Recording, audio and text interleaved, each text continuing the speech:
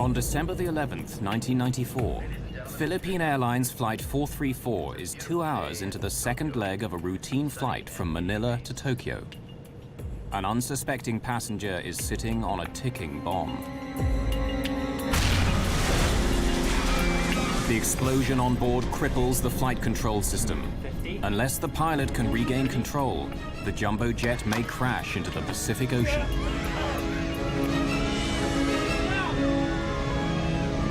This is Philippine Airlines 434. A bomb has exploded on board. Bravo, Oscar, Mike, Bravo. The bombing is a frightening new development by a terrorist on the cutting edge of science. The way that the timing device was hidden inside the Casio watch just made the whole thing very concealable and very worrisome. But this is more than the hunt for a terrorist bomber. This is a story of how investigators make a shocking discovery. The explosion on PAL 434 is only a test for an attack on American carriers, an attack that would dwarf every other terrorist atrocity at the time.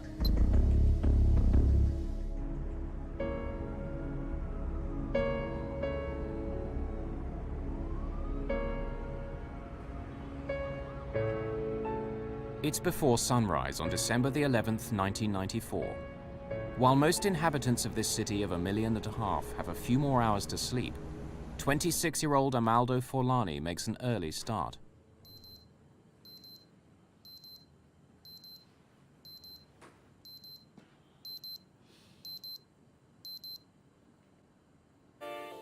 Forlani is not his real name. It's the alias he's chosen for today's mission.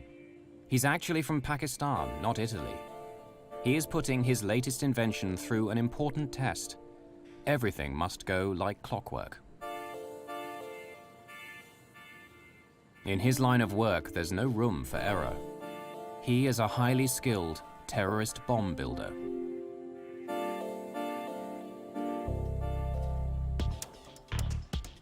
He packs the liquid explosive bomb very carefully.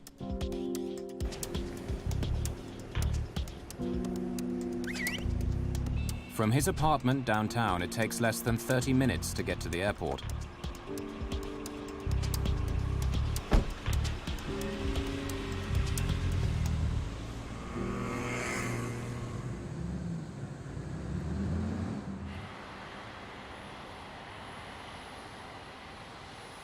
He arrives in plenty of time for his 5 a.m. flight with Philippine Airlines.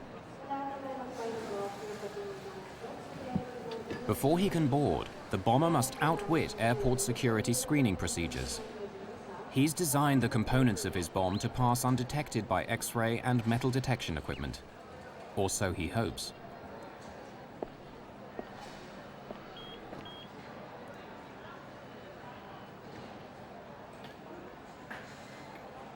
He bought the ticket as Amaldo Forlani. He's a skilled forger, and he has made himself a fake Italian passport with that identity. If his cover is blown, his career as a globe-trotting terrorist is over.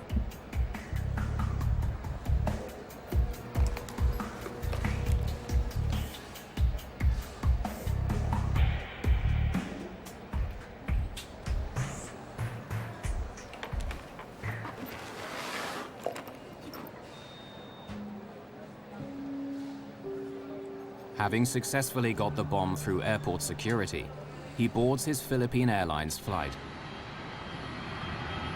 The final destination of PAL 434 is Tokyo, but there's a stopover in the Philippine resort town of Cebu, over 550 kilometers to the south of Manila. This is as far as the bomber is flying today.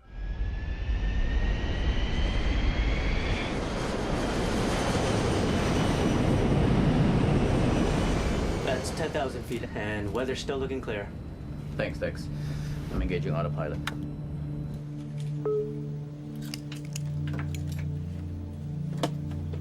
Good morning, ladies and gentlemen. This is Captain Ed Reyes speaking.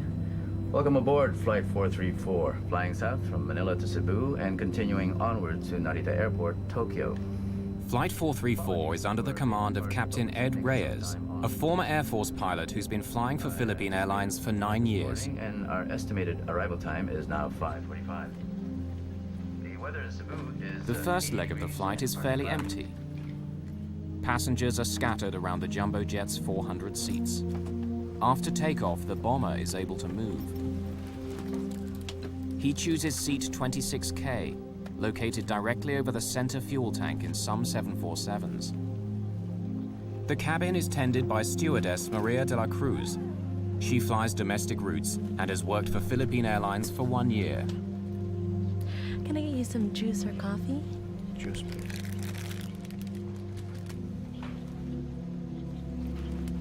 Now the bomber must find a vacant lavatory to assemble the explosive device. Arming the bomb only takes minutes, but requires total concentration.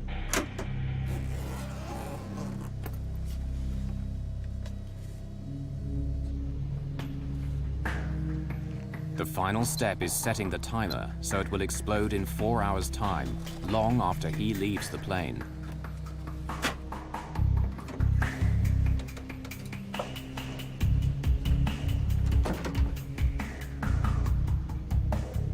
He hides the bomb in the life jacket pocket underneath his seat.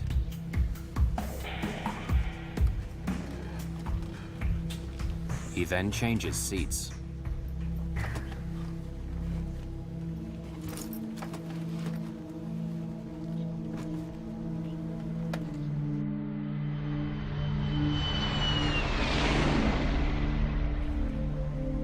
When she returns, Maria de la Cruz notices that the roving passenger has moved seats again. She will remember that he left his breakfast untouched, and that the rest of the flight passed uneventfully.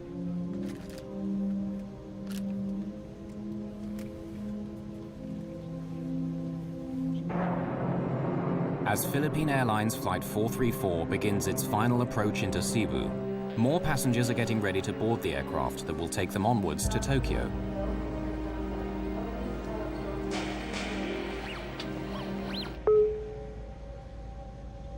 Cabin crew, prepare for landing. Cabin doors to automatic.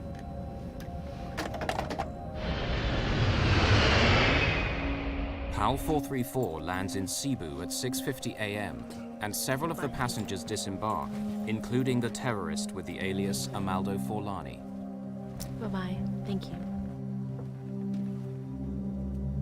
Maria de la Cruz will also leave Flight 434.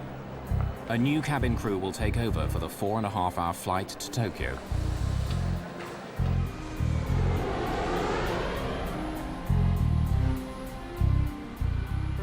"256 new passengers board the 747 that arrived from Manila. Many of the passengers in this cabin are Japanese. Among them is 24-year-old engineer Haruki Ikegami. He's looking forward to getting home to Tokyo after his first trip overseas.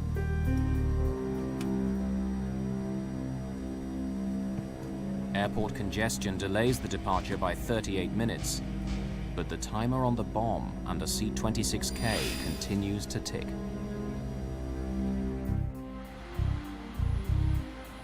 "8:30 a.m., December the 11th, 1994. All passengers for Philippine Airlines Flight 434 are now on board for the leg to Tokyo. None of them is aware that 2 hours earlier, a terrorist planted a time bomb under one of their seats.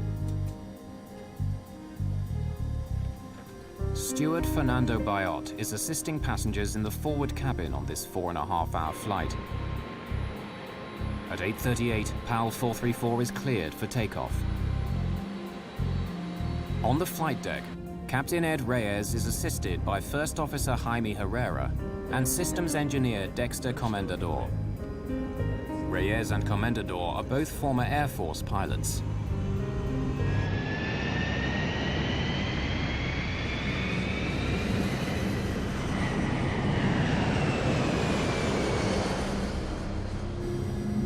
Haruki Ikegami is seated in 26K, the seat occupied by the bomber earlier on the first leg of Flight 434 from Manila to Cebu.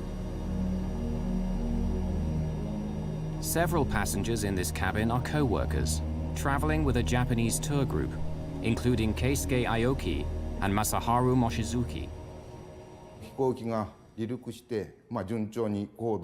After takeoff, everything seemed normal. We were flying at 10,000 meters. I was reading a magazine, then the meal was served. After eating, I went to sleep. 31-year-old Yukihiko Usui stayed up all night on the last day of his trip, and he's ready to nap after breakfast. He's sitting in row 27, one row behind the seat vacated by the bomber 4 hours earlier. Ladies and gentlemen, this is your captain speaking. It's a beautiful day in Tokyo, sunny and 26 degrees. I expect we'll be landing at Narita Airport in 2 hours' time. 2 hours into the flight, PAL 434 is cruising on autopilot 10,000 meters above Minami Daito Island, southern Japan. To ease the pilot's workload, the autopilot remains on throughout the flight, keeping the aircraft on a constant heading and altitude.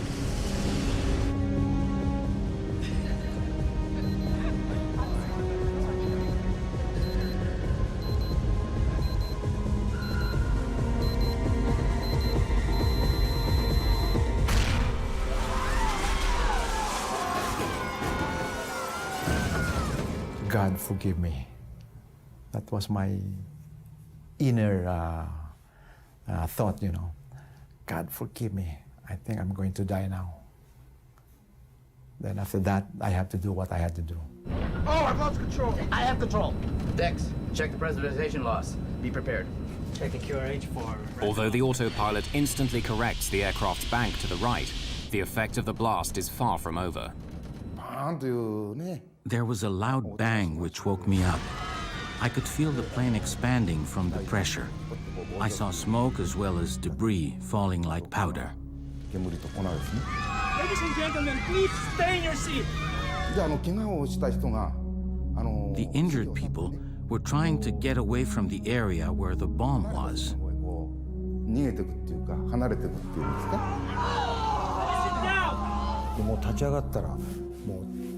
I stood up and saw that a lot of people were bleeding. I thought my life was over. Stay in your seat, please. The cabin crew's first priority is to stop passengers leaving their seats. Yukihiko Usui is sitting in the row directly behind the explosion. Both his legs are badly wounded. Steward Fernando Bayot moves him away from the blast site.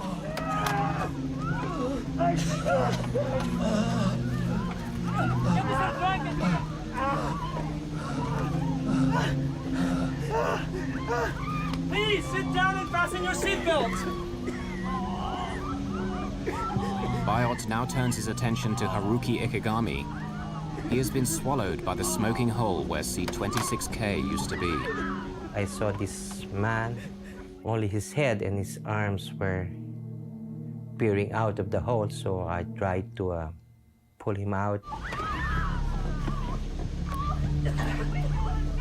After the struggle to lift him out, Bayot realizes that part of the lower half of Ikegami's body is missing.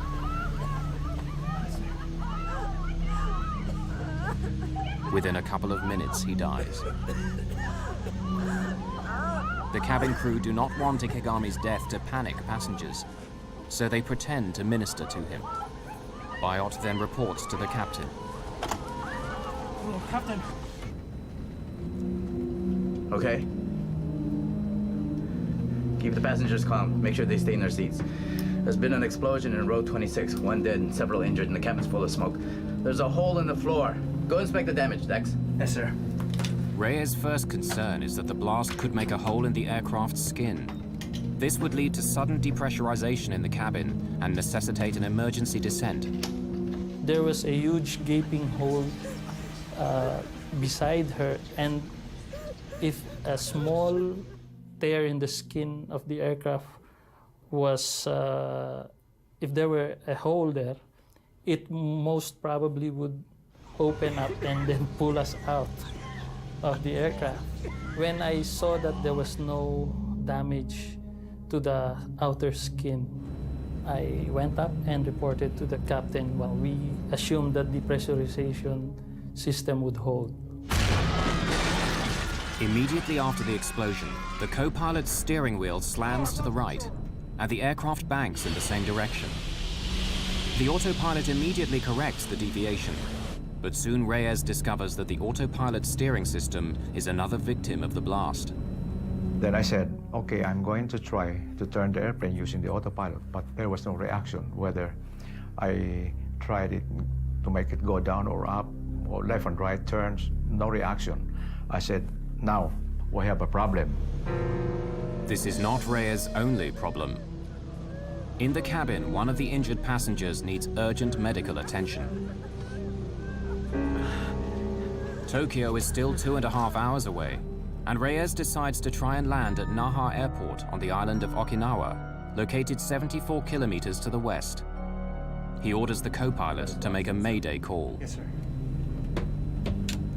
Naha, PAL 434, heavy declaring emergency. Explosion on board. We have casualties. Requesting emergency landing at Naha. We will need full emergency services on landing. PAL 434, Naha, please repeat. Say again.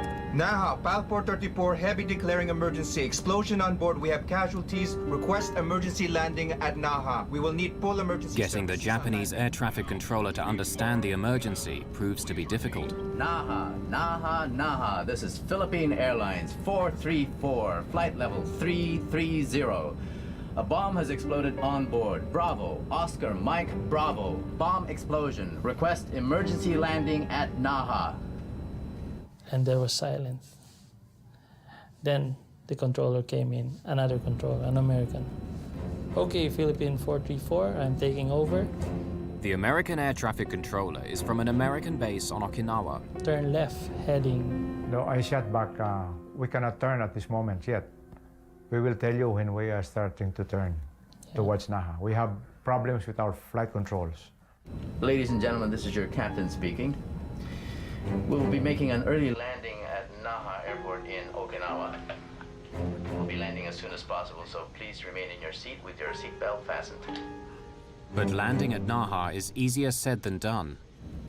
The autopilot is not responding to any of Reyes' commands, and PAL 434 is heading straight past Okinawa. Reyes must find a way to steer if he is to have any chance of landing safely. But disengaging the autopilot might result in losing what minimal control he still has over the aircraft. Okay. Let's keep the seatbelt sign on. When we disengage the autopilot, we might lose control, so be ready. Since the autopilot won't react to any inputs that I make, I was scared if I disengage the autopilot, the aircraft might make a sudden bang to the right that we might not be able to control. At the count of 3, I'll disengage. 1, 2, 3.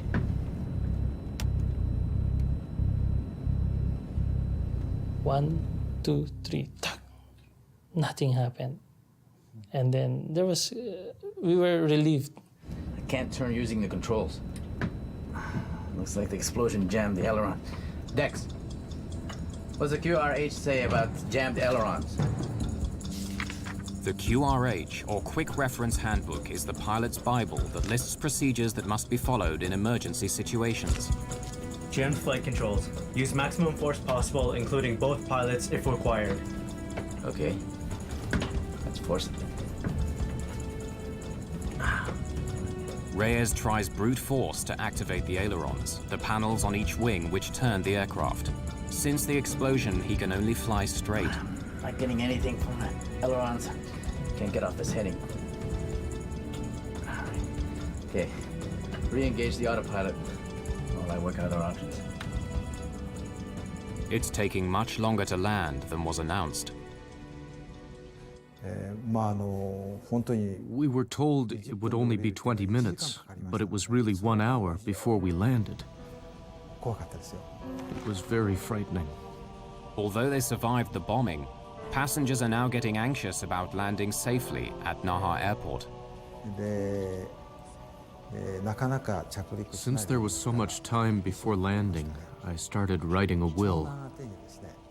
I wrote the will to my son, telling him to be strong. As PAL 434 looks like missing Naha Airport, Reyes comes up with another plan. We gotta turn. We'll have to use differential power. Disengage auto throttle. Pull back 3 and 4. Captain Reyes increases thrust to the engines on the left-hand side of the plane and reduces power to the engines on the right. Very slowly, the aircraft starts to circle right. He then lowers his speed to make a smaller radius turn. With guidance from air traffic control, Reyes hopes that the maneuver will eventually line up with the runway at Naha. So while we were descending on low speed, I tried to test the flight controls, and there are some little reactions. The elevator is beginning to respond. Dex. The elevator is a control that makes the plane ascend and descend. 250 knots. Flaps 1 on speed. In order to land safely, Reyes will need at least minimal control over the elevator and rudder. As PAL 434 nears Naha, he continues to reduce his airspeed. Flaps 10. Flaps 10 set. Speed 225. Okay, she's turning. Sir, if we reduce our weight, we will be able to reduce our approach and landing speeds. Suggest we dump fuel. Sige, magaling. Reyes orders the systems engineer to dump 36 tons of fuel. 5 minutes, 20,000 pounds. Less fuel means less strain on landing gear and brakes at touchdown. Check.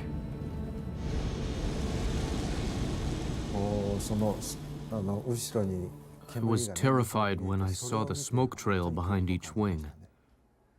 I thought something must be burning and there would be another explosion.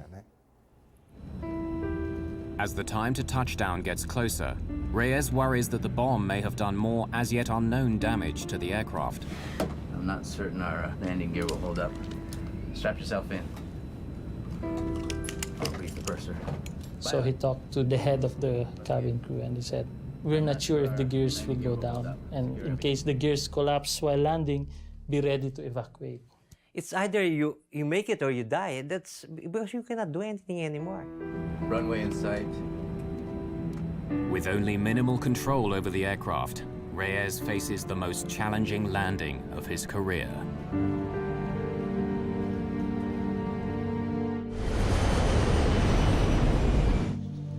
"10,000 meters above the Pacific Ocean on a flight from the Philippines to Tokyo, a terrorist bomb cripples the flight controls of a jumbo jet. As PAL 434 starts its final approach, the 292 people on board are pinning their hopes of survival on the skill of Captain Ed Reyes. I know everybody was scared. We are all scared. I know that. Gear down. The gears were supposed to come down a few seconds, but that was the longest second.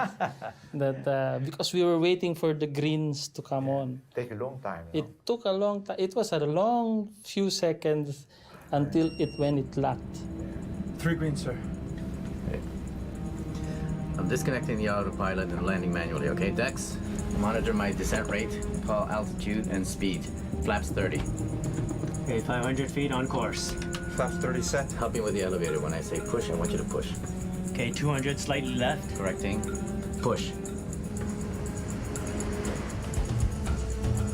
100. 50. 30. Power off. Pull. Your last command was pull. Yeah, my last command was pull.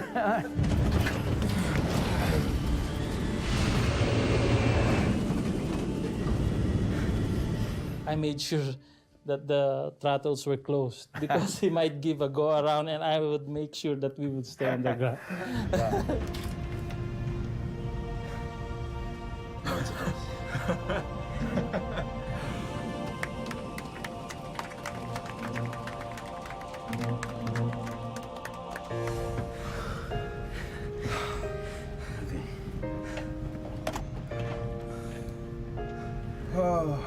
Ladies and gentlemen, this is the captain speaking. We'd like to thank you for your cooperation and your patience. Emergency crews are on their way. We'll try and get you out of here as soon as possible. Thank you.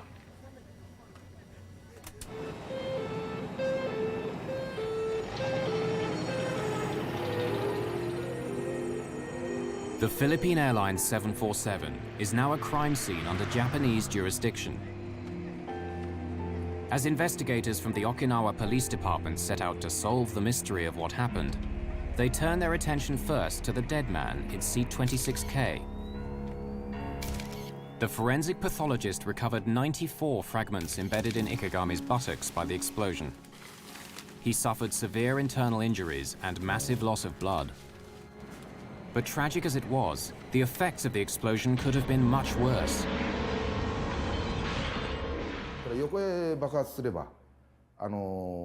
If the explosion had been sideways, it would have blown a hole in the plane and caused an air pressure problem.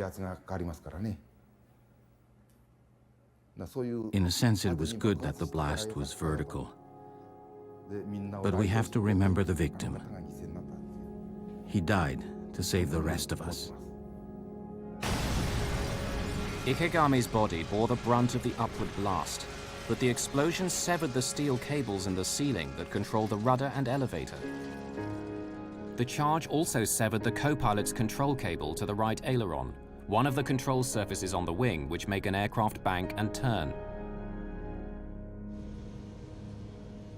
The downward force blew a hole in the floor and could have ignited the vapors in the center fuel tank, creating a catastrophic explosion.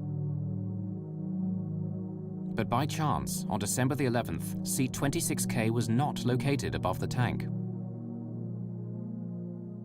Fortunately for us, we took a different version, the SAS version of the 747 that day, and that specific seat for that version was 2 seats forward of the center tank. The Okinawa forensic investigators immediately start work collecting evidence from the bomb site. They begin with the largest fragments of debris and then systematically work down until the smallest particles are retrieved by vacuum cleaner. Japanese investigators cannot identify the bomb's detonator. But by separating out bits of metal, plastic, and electrical wire that do not belong to the plane, components of the bomb are pieced together.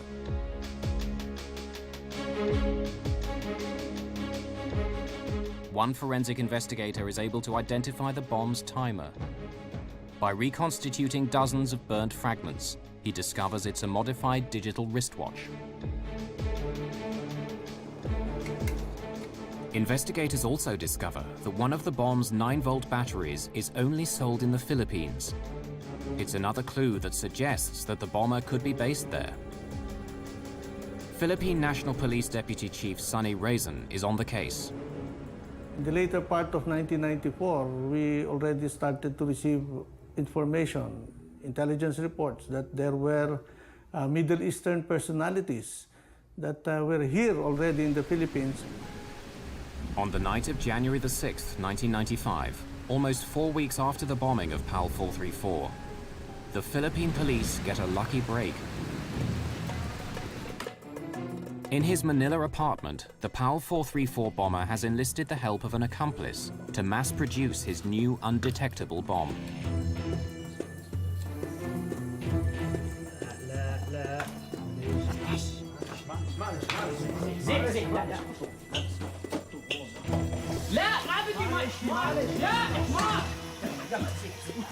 An attempt to burn off chemicals gets out of hand. Acrid-smelling smoke spills out of the apartment. It attracts the attention of the doorman, who comes to investigate. What's going on? Sorry. We're playing with some fireworks, but it's okay. We put them out, and we have all the windows open inside, and we keep the door closed. It'll be fine, okay? You all open the door. No, if we open the door, the smoke comes in the hallway. You keep it closed to go out the window, okay? Come on. It's okay. It's okay. Until the smoke dissipates, the bombers decide to wait outside the apartment. The doorman isn't convinced by their playing with fireworks story, and he calls the fire department and the police.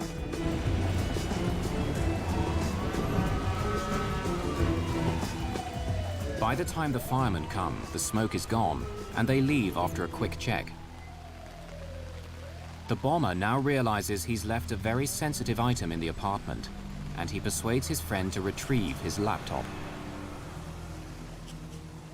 He was too clever a guy to come back and expose himself, because all along he knew that that would be too risky for him to go back and be caught.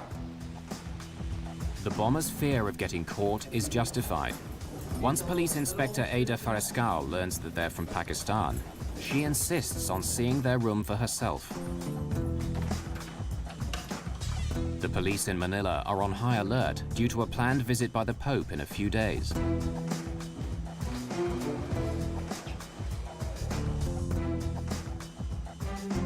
What Inspector Farescal finds confirms her worst fears about the intentions of the tenants.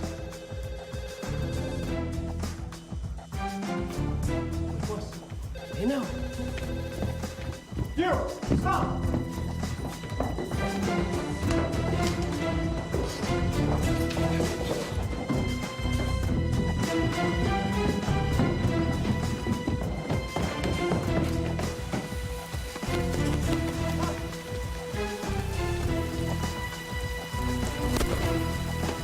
The shot distracts the apprentice and he trips over a fallen palm tree.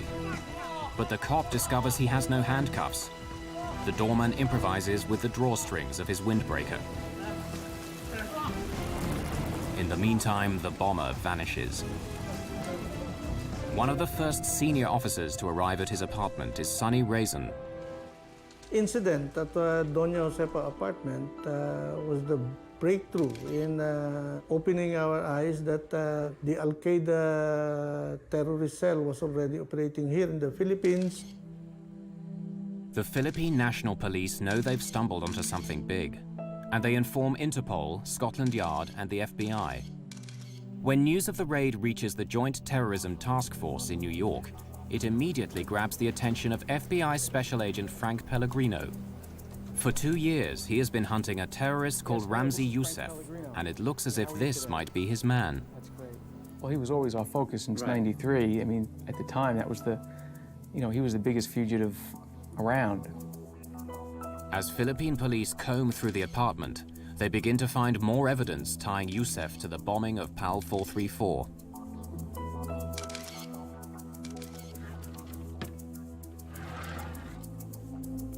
There was a similarity between the watches that were found in the apartment and the type of watch that was used in Okinawa. Putting together that watch, that was the watch that was on the bomb on that flight 434, and identifying those pieces eventually as a Casio watch, it was amazing. Youssef is a skilled forger. Investigators find several identification cards bearing various names, and photos in each of which he looks quite different. One ID card is of particular interest. So, almost as a dig to us, the ID card used the First World Trade Center bombing date as the date that the card was issued. So we knew right away it was Youssef that had been in the apartment. They knew chemicals. The chemical dictionary was a very well-used item, underlined, highlighted, well-read, notations throughout the book, something that he used quite often. And I don't remember the exact number. I think there might have been 100 latent prints found on that belonged to him. They knew electronics. The way that the timing device was hidden inside the Casio watch just made the whole thing very concealable and very worrisome. The identification of the bomber of PAL 434 and the discovery of his bomb factory is very disturbing news for those responsible for airline passenger safety. Ramzi Youssef is an international terrorist who knows how to get his bombs past airport security. Bombs that are small, but if strategically located, can blow up a jumbo jet and kill not just one, but hundreds of people. And the bomber of PAL 434 is still on the loose.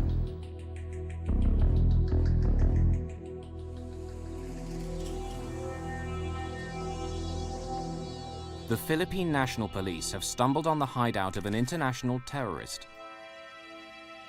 The FBI identify him as Ramzi Youssef. Evidence that Amaldo Forlani, the man who planted the bomb on PAL 434, is the same person as Ramzi Youssef, comes from the travel agent who sold him the Philippine Airlines ticket.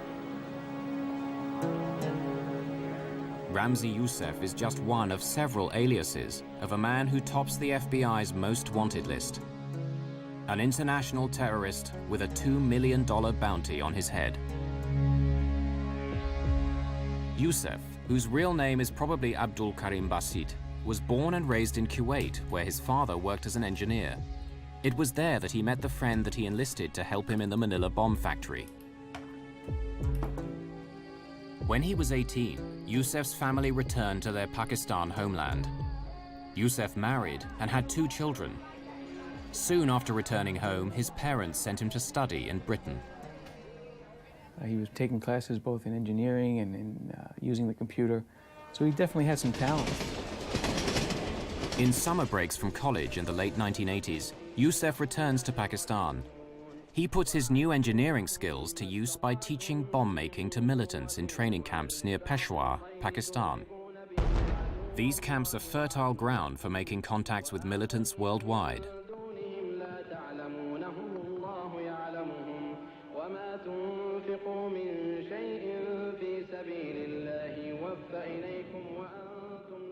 In September 1992, Youssef flies from Pakistan to New York to prepare for a major terrorist attack.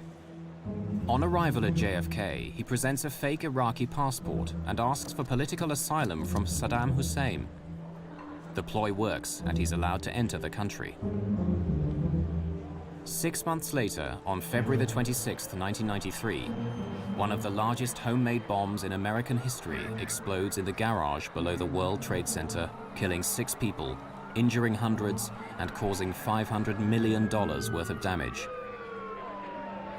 That night, Youssef is on a plane back to his home in Pakistan. He was an action figure. He wanted to keep doing things. He wasn't happy with the one success he had.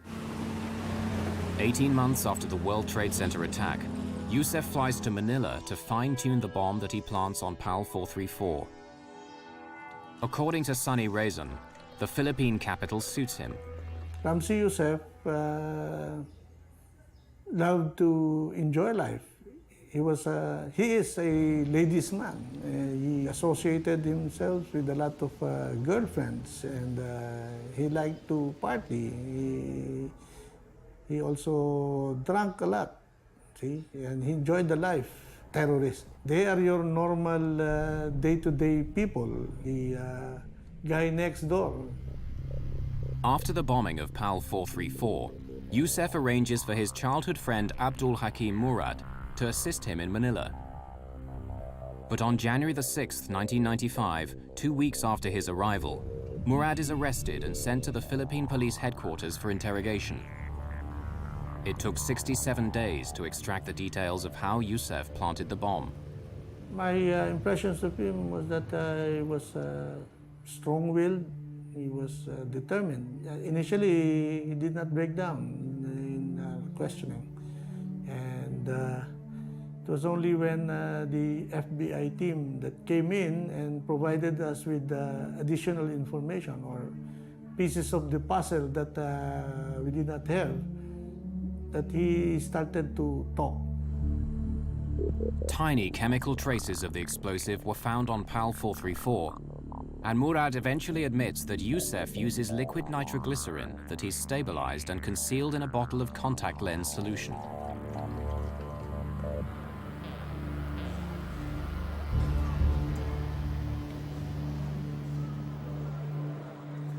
Murad also reveals that Youssef hid the bomb's potentially suspicious components in the heel of his shoes. Most airport security systems only detect metal above the ankles. I bet you he was cool as could be. He was somewhat cavalier in his attitude toward these explosives and chemicals. To carry a container of nitroglycerin on an airplane, you know, gotta be a little nuts. Murad's confession provides details of Youssef's actions after he successfully got the bomb components past airport security. Can I get you some juice or coffee? Juice, please.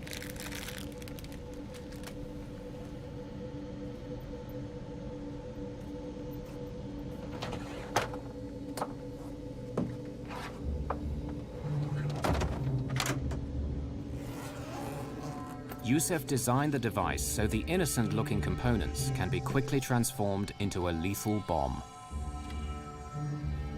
Youssef has modified a digital wristwatch as the bomb's timer. This is wired to a detonator inside the bottle of nitroglycerin. Two 9-volt batteries provide an additional electric charge to the exposed filament of a light bulb that will spark the explosion.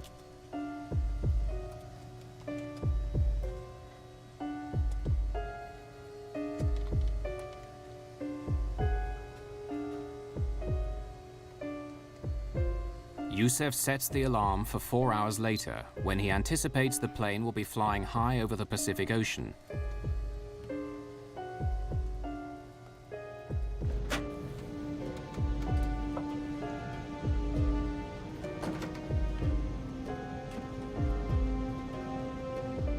Youssef plants the bomb in a life vest pouch under his seat, a place ground crews are unlikely to inspect during the stopover in Cebu.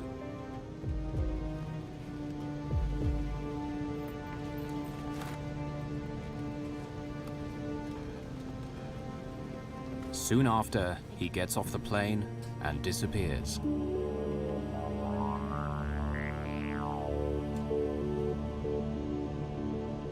Four hours later, the time bomb under seat 26K awakes the airline industry to a new kind of terrorism.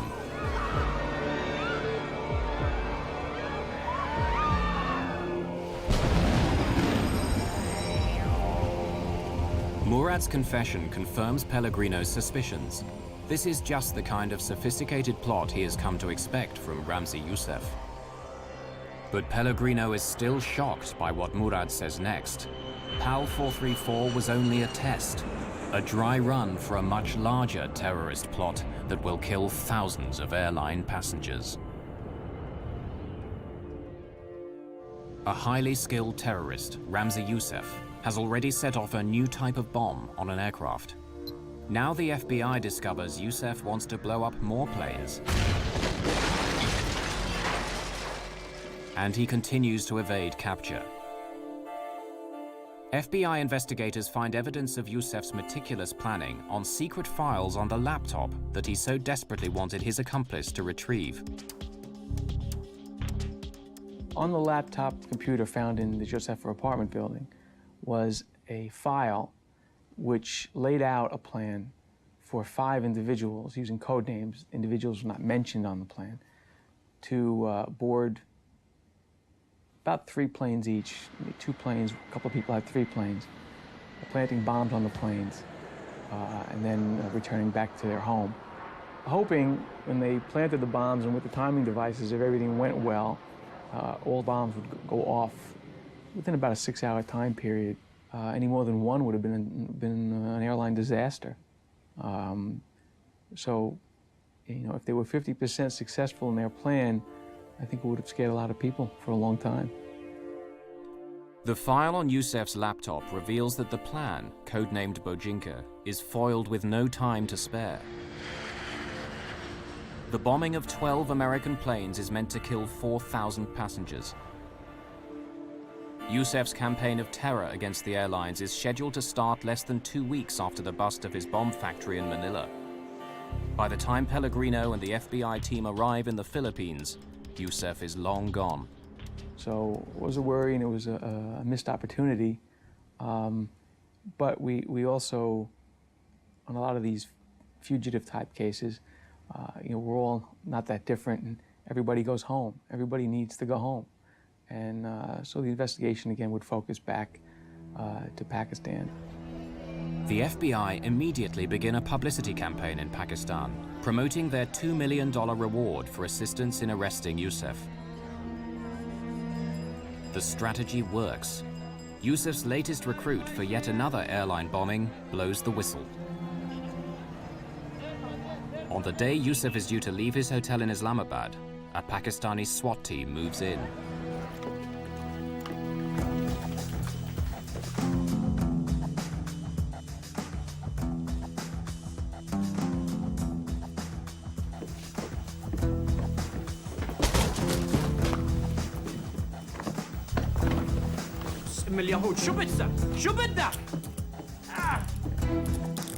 In Yusef's room are Delta and United Airlines flight schedules, as well as bomb components hidden in children's toys.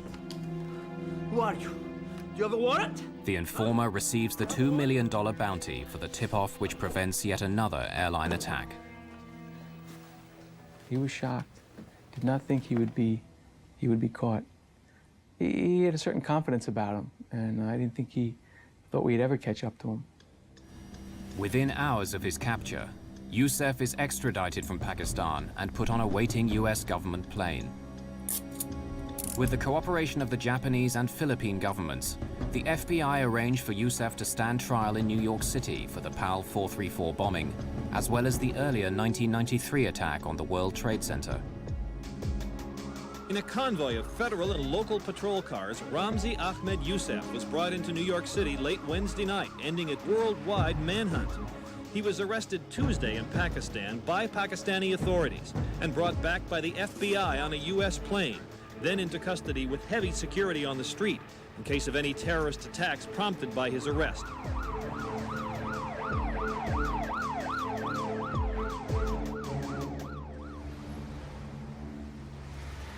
At his trial a year later in New York's Southern District Court, Yusef decides to handle his own defense against the advice of the judge. He performs better than expected, but he is found guilty on all charges related to the bombing of PAL 434 and conspiring to bomb 12 American passenger planes. Yusef is also found guilty in a second trial for the World Trade Center bombing. In his final summing up, Yusef justifies his actions. Yes, I am a terrorist and proud of it.